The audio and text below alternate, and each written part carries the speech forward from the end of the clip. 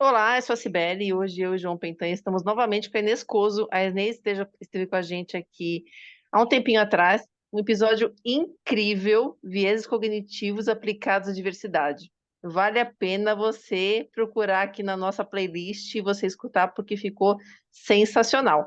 E aí ela aceitou o convite, de novo, está aqui com a gente, só que hoje ela vai falar sobre Neuro Experience. Mas, Inês, antes de mais nada, eu queria pedir para você se apresentar de novo, porque pode ter gente que não te conheça. Tá legal. Então, vamos nós. É, Quando eu faço minha audiodescrição, eu costumo dizer para as pessoas: eu sou uma senhorinha fofa de 61 anos.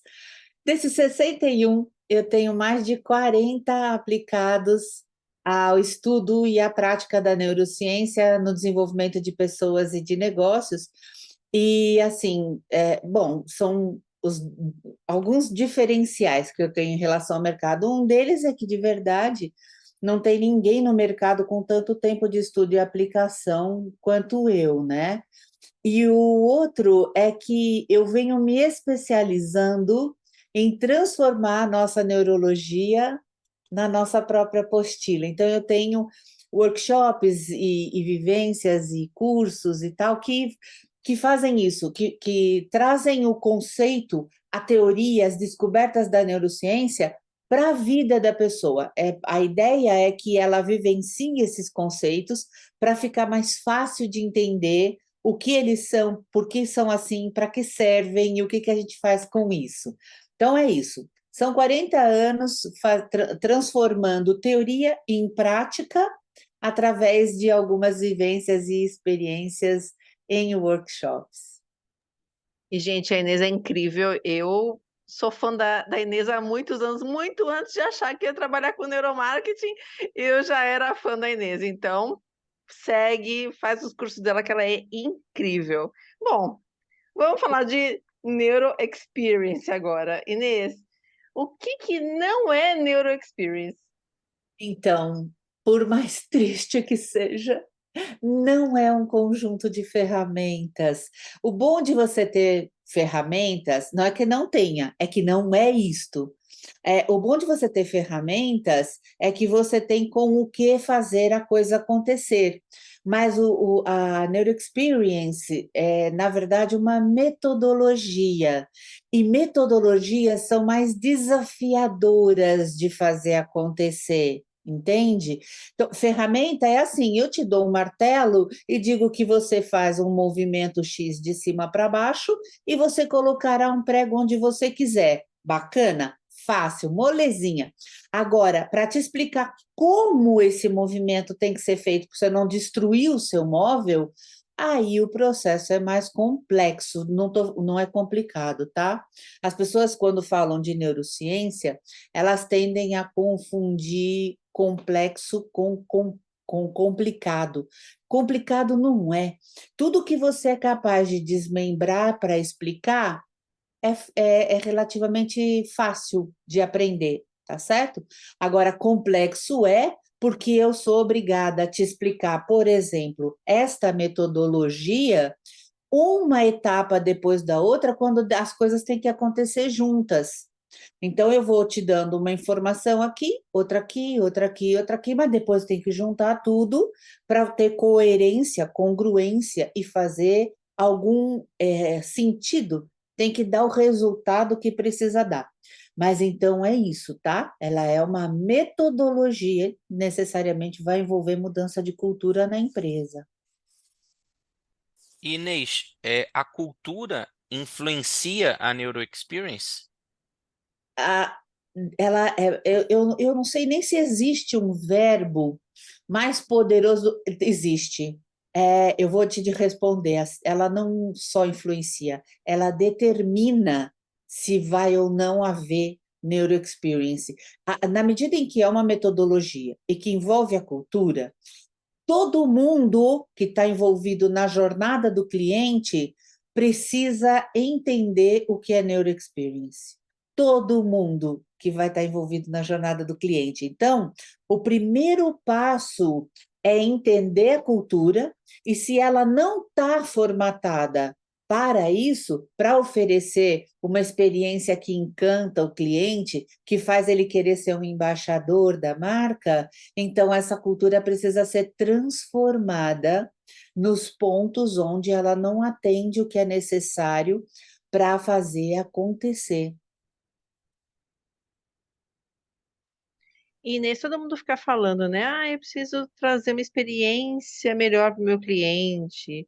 A gente está numa era da experiência. Esse papo aí tá rolando já faz um tempinho.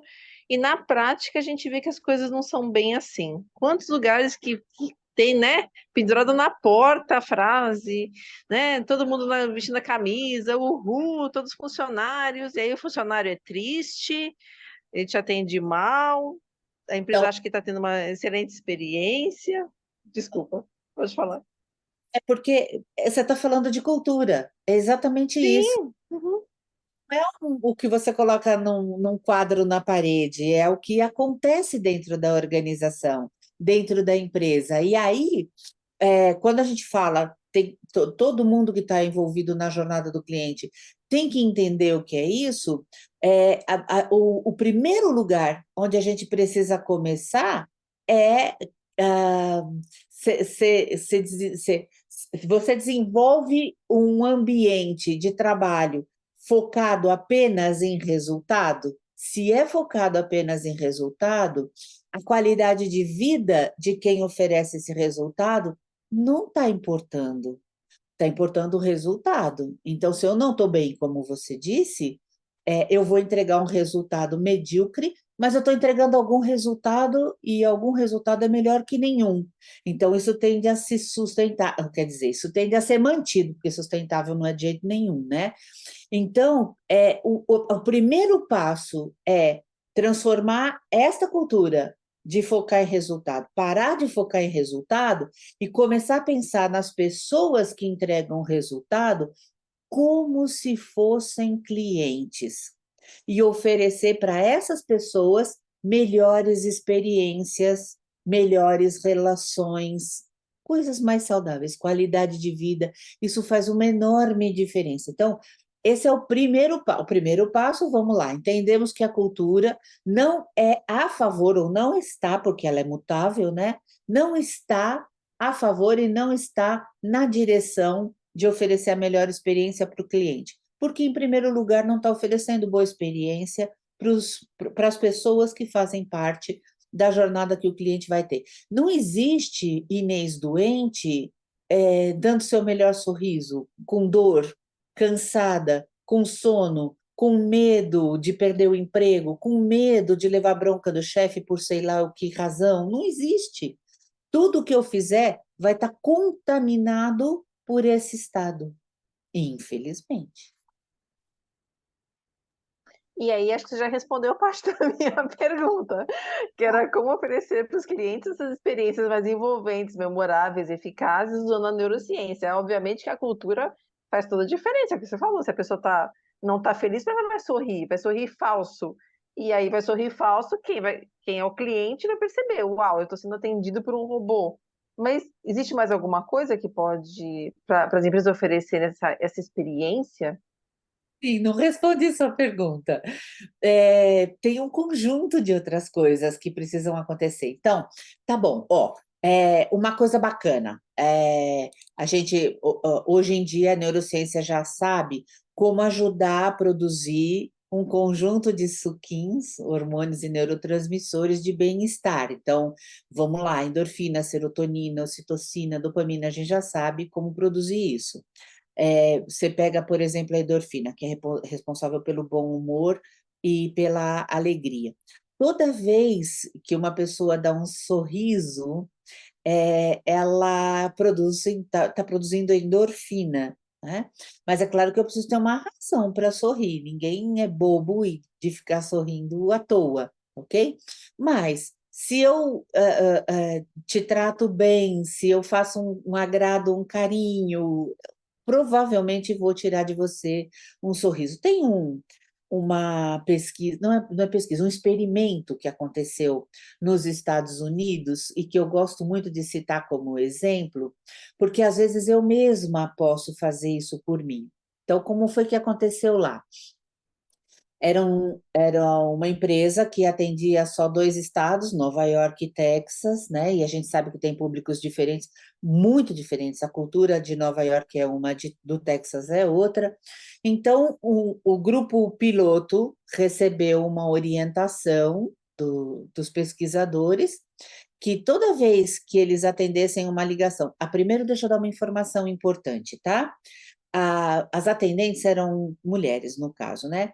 As atendentes, as informações que elas davam eram absolutamente as mesmas para qualquer cliente. Então, era que produtos eles tinham, as características e qualidades do produto, preço, condições de pagamento, prazo de entrega. Sim, era um roteiro que não mudava para ninguém. Ou seja, o que era dito era a mesma coisa para os 2 grupos.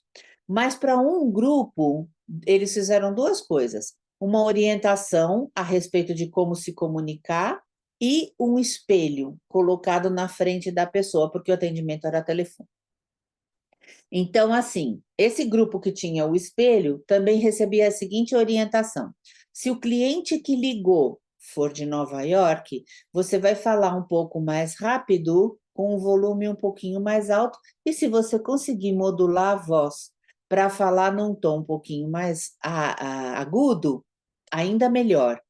Se for do Texas, você vai falar necessariamente mais pausadamente, mais devagar, né? Um tom médio de voz, um som mais gutural, né? E é só isso. O volume um pouco mais baixo, só isso. O grupo que recebeu essa orientação e que tinha um espelho na frente performou cerca de 80% melhor do que o grupo que só continuou fazendo do jeito que já fazia. Há 2 razões para isso acontecer. A primeira razão tem a ver com neurônios espelho e tem a ver com empatia e rapport, né? Então, é claro, quem vive em Nova York tem uma vida agitada, acelerada, não tem paciência para alguém que fala devagar e que explica tudo tintim por tintim e depois ainda entra em detalhes. Se irrita e já não quer mais continuar essa relação comercial, né? E já o Texas é interior, é outra história, justamente o contrário disso tudo. Para que o espelho? Ninguém gosta de se ver feio. Então, quando alguma coisa nessa ligação, nessa relação com o cliente, dava errado, e eu, por exemplo, que estava atendendo o cliente, ficava desgostosa com isso, a tendência é claro, minha expressão mostra que eu estou azeda, digamos assim. E eu vejo isso no espelho, eu fico feia, eu não quero ficar feia, eu desmancho rápido. Tem uma coisa linda a respeito da neurologia. Corpo e mente formam um sistema integrado. Então, tanto eu pensar numa coisa ruim faz com que eu mostre um semblante triste, ou com raiva, ou magoado, ou rancoroso, como eu fazer uma cara feia também me leva a pensar mais coisa ruim. Mas o contrário também é verdadeiro. Se eu vejo que eu estou com uma cara feia e não gosto dela, eu forço um sorriso para ficar bonita de novo e eu mudo o meu estado interno. Isso é ser integrado, entende?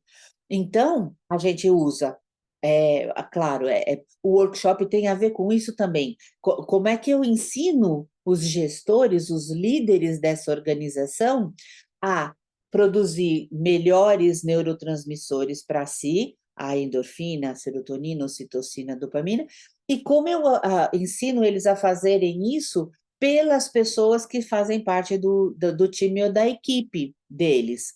Então, por exemplo, serotonina. Toda vez que você consegue ver os aspectos positivos de uma situação, por mais difícil que ela seja, você produz um X de serotonina. Ocitocina, um elogio, uma apreciação, pronto. E assim, sabendo que serotonina é responsável pela regularização do humor, a ocitocina por sentimentos de confiança. Eu acho que é importante fazer um parênteses rápido aqui sobre a ocitocina.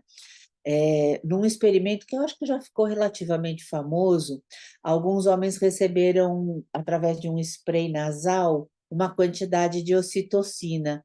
E não é que eles começaram a mentir para proteger o grupo deles, a tribo deles? Então, como a ocitocina é um hormônio que está diretamente ligado às relações e conexões sociais, porque nós somos seres que não vivemos isoladamente, a gente depende uns dos outros. Então, essa é a função da ocitocina, é regular as relações, estabelecer relações sociais. O problema é que quando eu produzo muita ocitocina, eu fecho o cluster, eu fecho um clubinho, e aí eu tendo a ver todo o resto da organização como inimiga, como adversária, e a gente se protege. Então, por exemplo, vendas entra numas de que a produção está sabotando, porque não produz na quantidade, na velocidade que eles vendem, enfim, vira uma noia geral lá dentro. Então, é preciso tomar cuidado com esse lance de elogio e apreciação, de fazer uma distribuição homogênea, uma distribuição justa dessa apreciação e desses elogios, para não criar clãs, né, fechados, porque aí você tem um monte de mini empresas dentro da empresa, umas concorrendo com as outras. Isso se vê demais, demais da conta. E a dopamina, claro, que é responsável aí por motivação, o que me move, o que me mobiliza e tal. E aí, música e alimentos são coisas que ajudam a produzir dopamina. Aliás, o chocolate amargo também é um excelente disparador de produção de endorfina. Mas, enfim, isso é muito mais amplo e mais complexo e completo do que eu estou contando para vocês aqui agora, mas é para dar uma ideia do que a gente já tem de informação sobre o que dá para fazer. Mas, de um modo geral, o que eu vejo é que o mercado ele foca muito no que eu vou fazer pelo cliente. Então, é claro, vou oferecer os melhores estímulos para os sentidos, aromas agradabilíssimos, muita biofilia no ambiente, vou oferecer chocolates de alta qualidade, enfim, prazeres para os sentidos, e não fazem nada para o bem de quem vai oferecer essas experiências para o cliente, e logo não adianta nada. Nada. Aí vai envolver neurônio espelho, e um monte de coisa, mas enfim, é, falei demais. E Inês, você comentou a respeito dos aspectos sensoriais, né, da influência dos cinco sentidos, e a gente sabe, né, que a experiência do cliente ela tem muito a ver, né, com o ambiente, como que os cinco sentidos são estimulados dentro daquele ambiente, né? Como que esse ambiente faz diferença para essa experiência do cliente, né? E até nessa questão dos hormônios, dos neurotransmissores, se pudesse explicar para a gente um pouquinho mais a respeito desse assunto, porque com certeza é um assunto que desperta bastante atenção e que muda a experiência do cliente.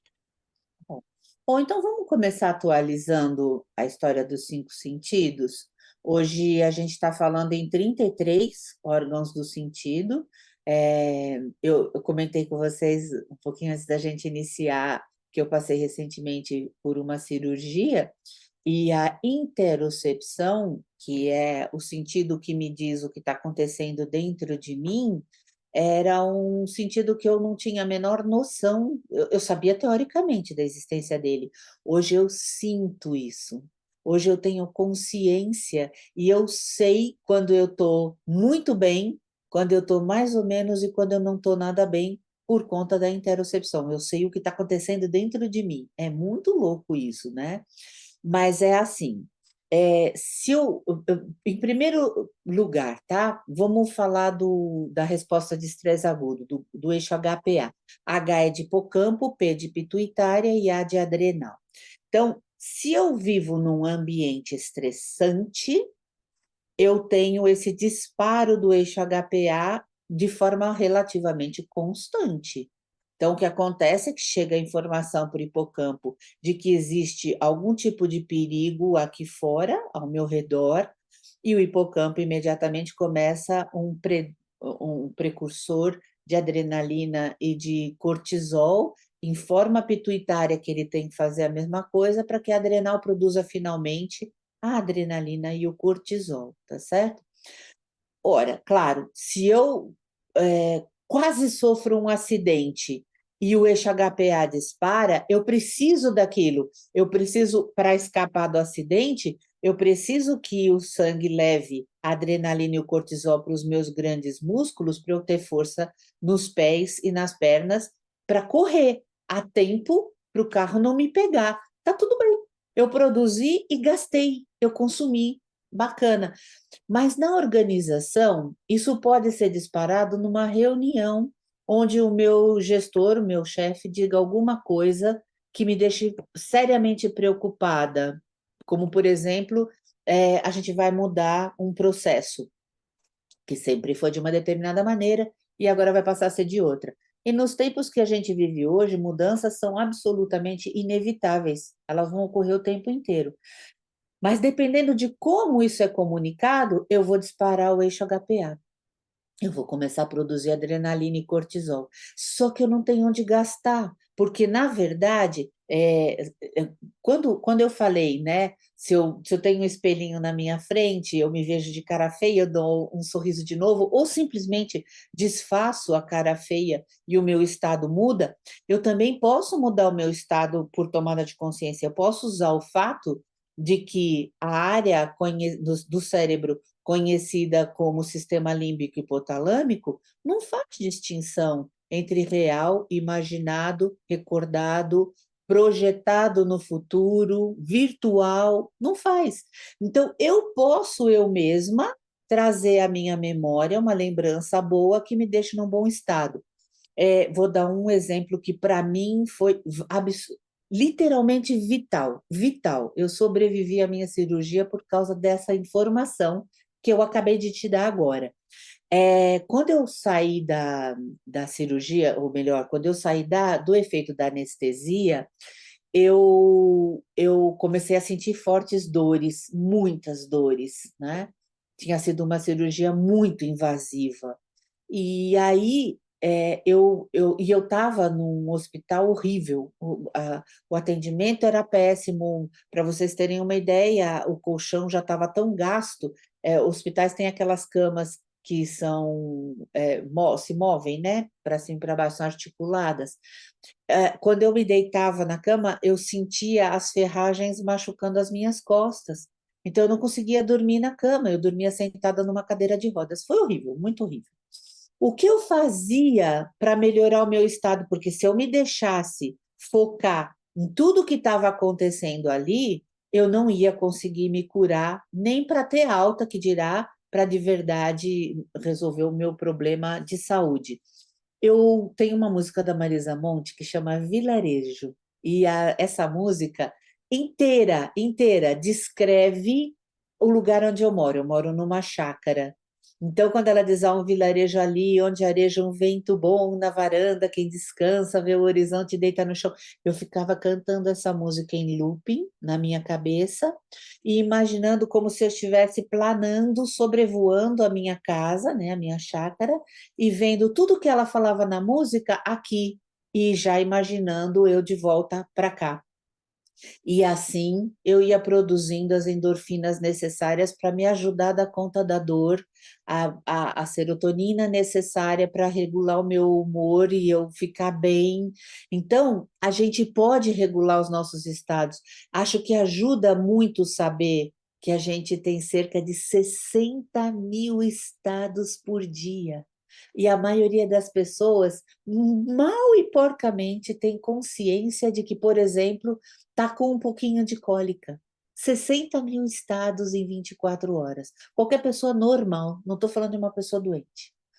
Qualquer pessoa normal produz cerca de 60 mil estados por dia. Então, essa consciência, esse trabalho de levar para as pessoas um caminho que permita a elas terem consciência de si mesmas, é muito importante. Mas aí que está a beleza da coisa, gente. Não é só que eu fico uma Inês melhor para atender Cibele e para atender João. Eu fico uma Inês melhor para a Inês também. Para o mundo, para o marido da Inês, para os filhos da Inês, para a família da Inês. Isso é lindo! O alcance disso é gigantesco. Então, ensinar o gestor a tornar as pessoas da equipe melhores, ele se torna melhor, e não é só para o trabalho.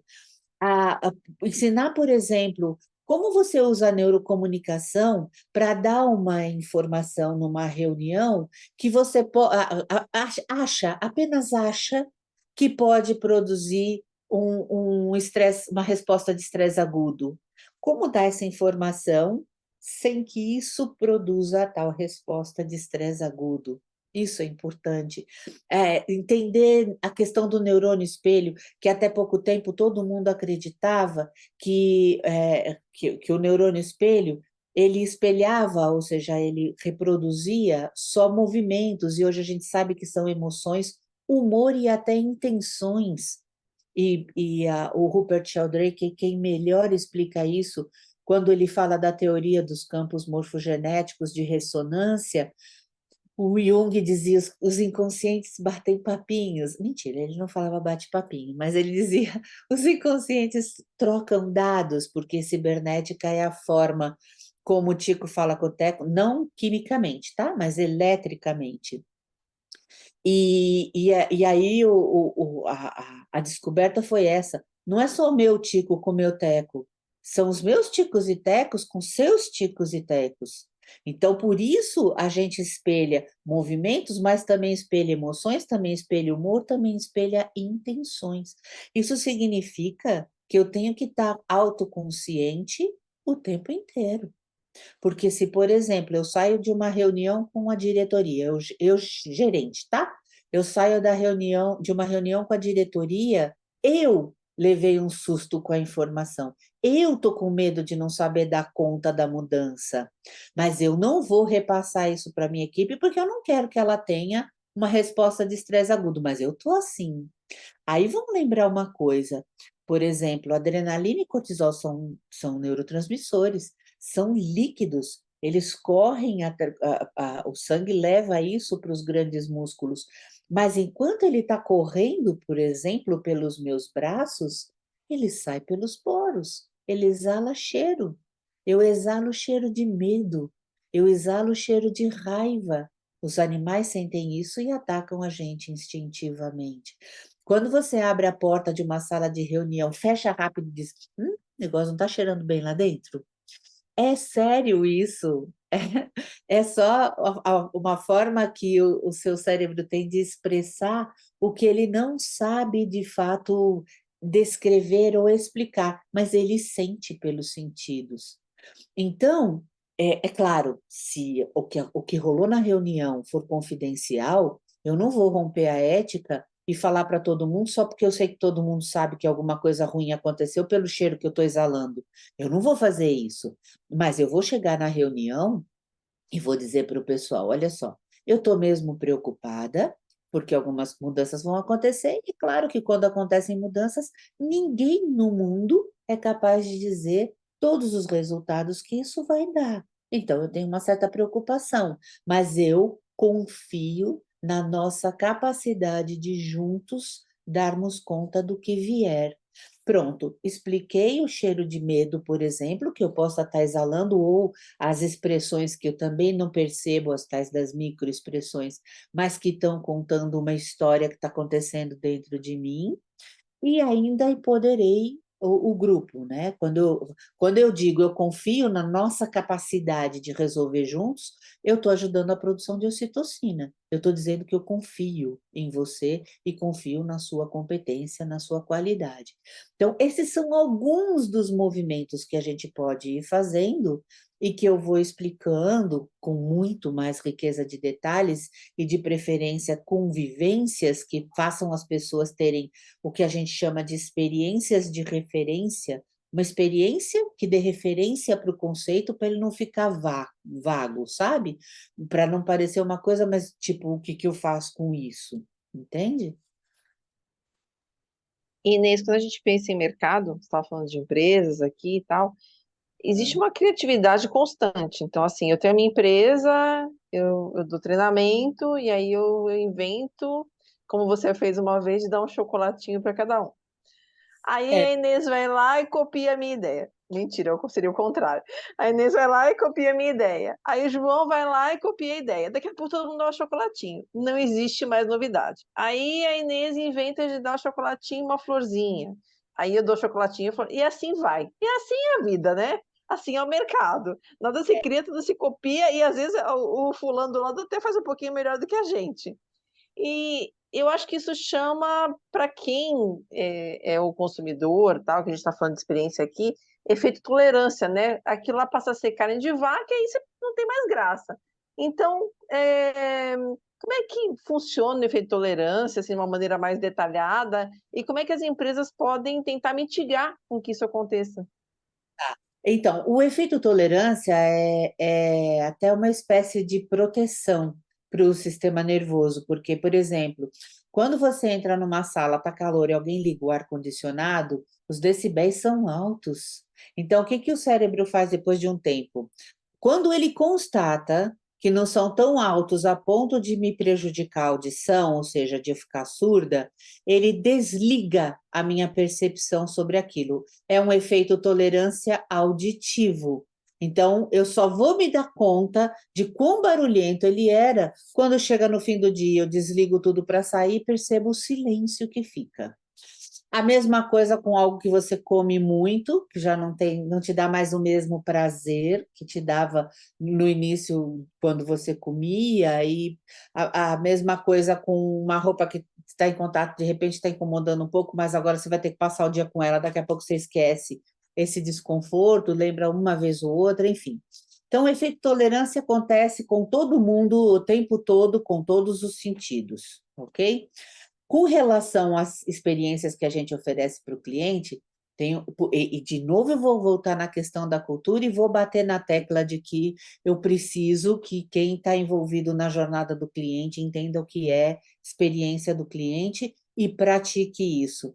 Porque o chocolate que eu vou te dar é o mesmo que meu concorrente deu, o sorriso não. A qualidade da relação não, nunca jamais vai ser a mesma, porque ainda que o outro tenha dado chocolate sorrindo e com gentileza, ele não sou eu.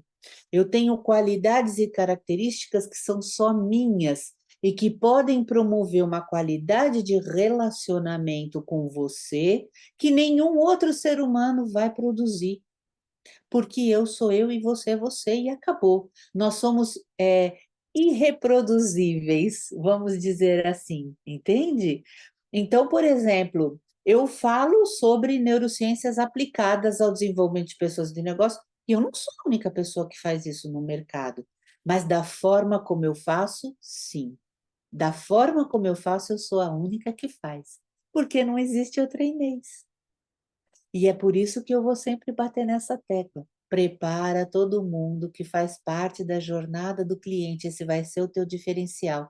Biofilia, ou seja, um ambiente que não oferece nenhum tipo de risco, que deixa as amígdalas cerebelares em estado de alerta, todo mundo pode fazer. Biofilia na verdade, a palavra literalmente significa amor pela natureza, mas biofilia, então, é a conexão inata que nós, seres humanos, temos com a natureza e com seres vivos. Então, assim, hoje a gente tem internet 5G, marketing 4.0, indústria 3.0, e o cérebro ainda veio equipado, ainda está equipado com o software Caverna 1.0. Caverna 1.0 significa que ambientes que tenham materiais orgânicos e naturais, eu gosto de brincar que esses ambientes, por exemplo, tem madeira, tem planta, tem muito verde, tem vidro, tem barro, tem cerâmica. É como se esse ambiente pegasse as nossas amígdalas cerebelares assim no colo, como se fosse um bebê, e fizessem escões, escões, pirões, escões, escões, escões, pirões. Acalma a amígdala. E isso é fundamental, porque amígdalas que estão com resposta de estresse agudo, porque o ambiente oferece estímulos demais, e esses estímulos agressivos, por exemplo, muita luz branca, que a luz branca necessariamente faz o organismo produzir cortisol, porque ela tem muito azul. E o azul indica, é dia, cortisol. Galera, a gente vai agora se movimentar. Mas, na verdade, não tá. Você tem uma luz branca pra caramba e tá parado teclando. Você não tá gastando aquilo. Tá lá corroendo, né, por dentro. Então, se eu tenho esse ambiente, eu tenho esse ambiente em todo lugar, tá bacana. Só que aí vem na minha direção uma recepcionista com cara de poucos amigos, que odeia fazer o que faz e trabalhar onde está trabalhando, e que acabou de levar uma bronca de alguém dentro da organização e está de mal com o mundo.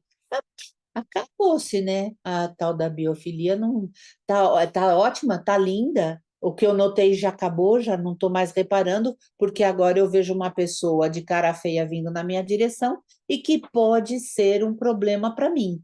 Ela pode me agredir de uma forma que eu me magoe ou me machuque, e eu vou entrar em estado de alerta de novo em relação a essa pessoa. Então é isso. O efeito tolerância existe, a gente tem que saber que existe, e o que a gente precisa fazer é, o nosso diferencial está nas pessoas. A gente vai oferecer tudo que todo mundo oferece. Por favor, isso é importante. Não tira não da equação, mas não é a coisa mais importante. Não é onde deveria estar o foco. Inês, você comentou na resposta da penúltima anterior a respeito do inconsciente, né? E a Isso. gente sabe, né? A gente que estuda neurociência e se aprofunda no tema, a gente sabe que a comunicação ela é muito mais inconsciente do que consciente. E aí eu vou até resgatar um trecho que você comentou que os animais sentem o cheiro, né, das emoções, né? Nós também sentimos, mas não de forma consciente. É, os inconscientes eles conversam? Como que é essa comunicação entre os inconscientes? Sabe quando você pensa numa pessoa em quem você não pensava há muito tempo? Quando eu falo muito tempo, falo de anos. Há anos você não pensava na Cibele. E aí, um dia, sei lá, você está mexendo nas suas coisas, encontra uma fotinho, ou encontra um convite que foi de um aniversário da Cibele, você fala, puxa, Cibele, que saudade da Cibele, gente. Quando foi a última vez? Uns 10 anos atrás? E, do nada, entre aspas, alguém te manda uma mensagem e diz assim, você não vai acreditar quem eu encontrei agora há pouco no shopping e perguntou de você? A Cibele. Ou você pensa em falar com uma pessoa e quando você pega no telefone para ligar, ele toca e é a pessoa. Eu sou de um tempo, 61 anos, né? Que era telefone de disco. Quantas e quantas vezes eu terminei de discar o último número e a pessoa falou alô antes de chamar. E a gente se perguntou, mas nossa, mas quem? Eu que liguei para você ou você que ligou para mim? Ah, eu estava te ligando, mas eu também estava te ligando. Era uma delícia isso, porque era a pura constatação de que uma estava pensando na outra, né? Então, a cibernética, que é uma palavra que a maioria das pessoas pensam que vem da tecnologia, na verdade, a tecnologia emprestou da neurologia. É a forma como os neurônios trocam informações, é via aérea. Você não vê e não ouve. Por exemplo, se eu pegar um controle remoto, ligar ele, ficar apertando qualquer botão, o controle remoto da TV, eu ligo e fico apertando o botão de mudar canal. Eu posso olhar à vontade para a luzinha que tem no controle remoto, aquela partezinha de vidro onde sai a luzinha, que eu não vou ver nada. Porque, claro, o meu sistema não vibra nessa frequência e não enxerga nem escuta essa frequência, porque ela é infravermelha. Mas basta eu apontar para a televisão para o canal mudar, para o volume aumentar, para ela ligar ou desligar. E aí eu sei que sou eu que estou fazendo isso conforme eu aperto o botão, porque a televisão, sim, fala o mesmo idioma do controle. Se você pegar qualquer controle remoto na sua casa, qualquer um, apertar e ficar olhando, você não vai ver o infravermelho aparecer. Mas se você colocar a câmera do seu celular na frente desse infravermelho e apertar de novo, você vai ver a luz acender e apagar à medida em que você toca em qualquer botão. Você só consegue ver porque o celular é um tradutor e permite que você veja. Direto você não vê. E agora você já sabe como saber se o problema do seu controle remoto é técnico mesmo ou se é só a pilha que acabou. Mas o fato é que o Rupert Sheldrake, ele descobriu que tudo que tem a mesma forma, teorias dos campos morfogenéticos, ou seja, a mesma forma genética, se conversa desse modo. Fantástico foi a forma como ele descobriu isso. Ele estava, na ocasião, morando numa ilha de pescadores e a sogra dele ficou doente. Então a esposa dele falou para ele: Olha, eu vou ficar uma semaninha com ela, eu vou cuidar dela, você se vira aí? Ele falou: Me vira, eu peço para os pescadores me trazerem aí uns peixes, umas lagostas, eu cozinho e me viro. E era uma casinha pequenininha, mas mesmo assim, a mesa onde ele tinha os equipamentos, ele estava estudando, se não me falha a memória, uma planta chamada endodendro, mas era uma planta. E ela estava ligada em eletrodos, em equipamentos encefalográficos, na verdade, como é que chama? Polissonográficos, né? Não tem neurologia, então, polissonográficos, aqueles que ficam mostrando em gráficos todo o movimento que o ser vivo faz. Então, elas estavam ligadas ali, ele estava medindo temperatura, luz, alimento e tal. E aí a mulher dele viajou e ele de fato pediu para os pescadores trazer umas lagostas para ele, e claro que vinha tudo fresquinho, mas ficava lá num balde na cozinha. Na hora do almoço deu fome, ele foi para a cozinha, ferveu água, ferveu uma lagosta, comeu. Quando ele voltou, do nada, tinha dado um pico alto, forte, no polígrafo. E ele disse: Mas o que aconteceu com a planta? Eu não estava fazendo nada, eu não estava oferecendo nenhum estímulo para ela, por que ela reagiu desse jeito? Passou a tarde inteira tentando descobrir o que podia ser, sem sucesso, não conseguiu descobrir. À noite foi jantar e o problema se repetiu. E se repetiu durante 2 dias, todos os dias, na hora do almoço e na hora do jantar, ou seja, no momento que ele não estava lá para ver o que estava acontecendo. Ele falou: não tem porquê, não tem problema. Pegou um fogareiro emprestado com um dos pescadores, colocou ali no laboratório, quando deu fome, aí ele botou água para ferver, mas ele não tirava o olho da planta e do aparelho, do polígrafo. Quando ele pegou a lagosta viva e colocou na água quente para cozinhar, o polígrafo deu um salto. Ele disse: Que é isso? A planta está sentindo a dor da lagosta? Ela está reagindo à dor. E aí, bom, os vegetarianos vão ganhar argumentos para o resto de suas vidas, mas enfim, força, né? O fato é que era isso. Ele reproduziu quantas vezes fossem necessárias, até que chegou um ponto que a planta reagia a ele. Quando ele aparecia na porta do laboratório, ele via um pico de energia, né? Um pico aparecendo no polígrafo. E aí ele diz assim: Mas pera, eu achava que morfogenético era só que tivessem a mesma forma. Então, de humano para humano, de planta para planta, de crustáceo para crustáceo, e por aí vai. Só que, conforme ele foi progredindo nos estudos, ele disse: Mas é claro, né? Estamos falando de átomo, de quark, tudo no universo é composto da mesma coisa. Então, a morfogenética é muito mais. Eu tenho um vídeo onde um cara tem 5 metrônomos. Metrônomo é aquele equipamento que normalmente quem toca música coloca para marcar o tempo da música e não perder o ritmo, né? O tempo da música. E ele bota os 5 na mesa, em cima de uma madeirinha, mas na mesa. E aí ele faz com que cada um bata num tempo diferente dos outros. E fica aquela coisa permanentemente. Aí ele coloca 2 latinhas de refrigerante deitadas na mesa, de modo a fazer 2 rolagens, pega a madeira com os 5 metrônomos e coloca em cima das latinhas. Aí os metrônomos deixam de ser indivíduos e passam a se tornar um sistema integrado. Quando ele faz isso, você pode contar. Dá o quê? 5, 6 batidas só. A partir da 5ª ou 6ª batida, está todo mundo no mesmo tempo, absolutamente integrado. Vou fazer uma analogia disso para o NeuroExperience. Tudo o que acontece com a Inês afeta todo mundo que está no mesmo ambiente, que convive com a Inês, em maior ou menor grau, maior ou menor escala.